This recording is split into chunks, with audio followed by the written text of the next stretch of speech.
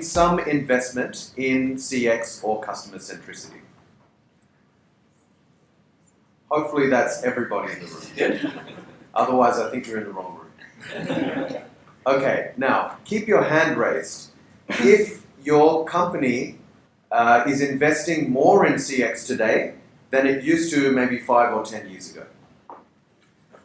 Again, I would hope that's everybody. Okay, last one. Keep your hand raised if you would be willing to stand up and say, my company is a truly customer-centric company now. Right. Companies are investing lots of money in customer centricity and customer experience. The level of investment is increasing over time. And yet we're not seeing the results that we want to see out of it. That's really the crux of the problem. So what we see in a lot of corporates is this. Global headquarters will say, hey, listen, we have a new product. Then they will reach out to local markets, regional markets, and they'll say, okay, we need somebody to put up their hand and be a project sponsor. This person then needs to go and figure out what's the go-to-market. Which geographies, which customer segments, how much should we charge for this product? Somebody's put together a spreadsheet that says, yep, here's how to launch the product. It's hypothesis-driven and great. Okay, so we've made a bunch of decisions now. The product is set, where we're going to launch it, how we're going to make money from it. All of these decisions are made. And then you go and start to think about the customer experience. The product has already been decided. The business model has already been decided. The first time we even think about the customer is when it comes to the experience layer. All the decisions have been made. Maybe we can make an app, maybe we can make a great website. Really all we're doing at that stage is putting lipstick on a pig.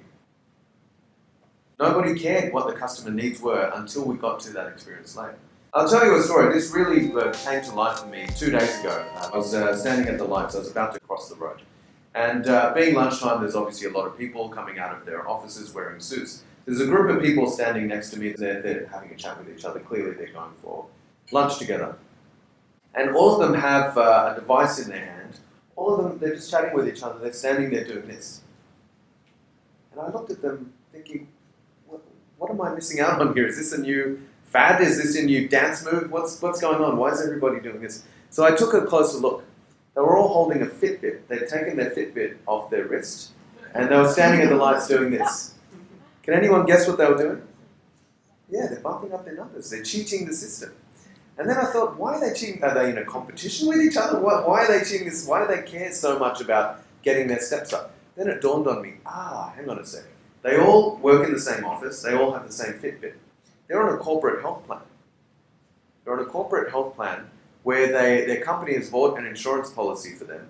And the more steps you get, as we know, with many of these offerings that are out there, the lower you can drive your premium. An insurance company says, hey, our customer promise is we're going to help you live a healthier, better, longer life.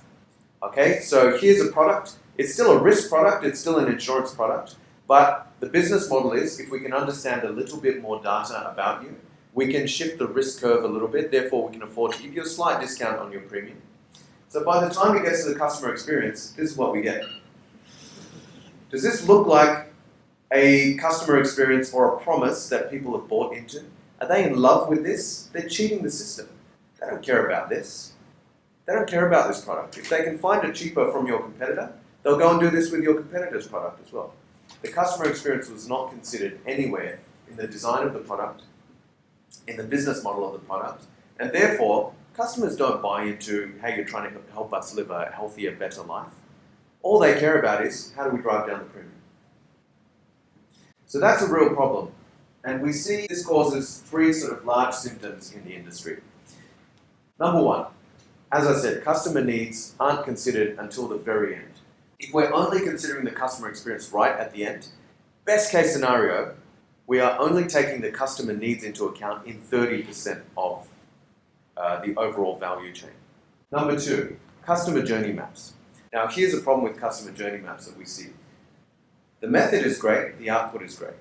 Often what we see though is a big beautiful poster gets put up in the corporate headquarters, goes up on the wall, and it just becomes wallpaper.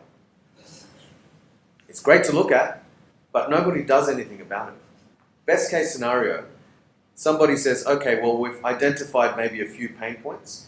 we're going to use those pain points to prioritize a 3-year roadmap of initiatives. They're probably initiatives you were going to do anyway. Maybe you reprioritized a little bit. But to be honest, that's not really taking the customer needs into account. It's a static poster, and all you did was reprioritize a 3-year roadmap. Customers don't think in 3-year roadmaps. They think in terms of the day-to-day experience. The third problem, therefore, becomes a really big one, and it goes back to my first point about investment. When execs don't see results from all of this investment that they're making in CX and customer centricity, they start to get burnt out. And we're seeing people in the C-suite come to us and say, no one in my organization can tell me what sort of returns I'm getting from it. And I'm not looking for an immediate financial return or a quarterly statement that says, here's the ROI on this investment. I understand customer centricity is a long-term game. But even then, it's not enough to just say, hey, it's a long-term game, therefore we're not going to measure it. Nobody is having an executive conversation about how do we actually make customer centricity a core part of our business, and how is that fundamentally shifting our business forward. I like to simplify things. Here's how I would simplify it. Don't just do things better, do better things. Don't just take what we have today and try and make small incremental improvements. Don't take an insurance product and just add this on top. We need to fundamentally think about how we're doing better things. How do we truly make a customer promise and then bring it to life throughout the entire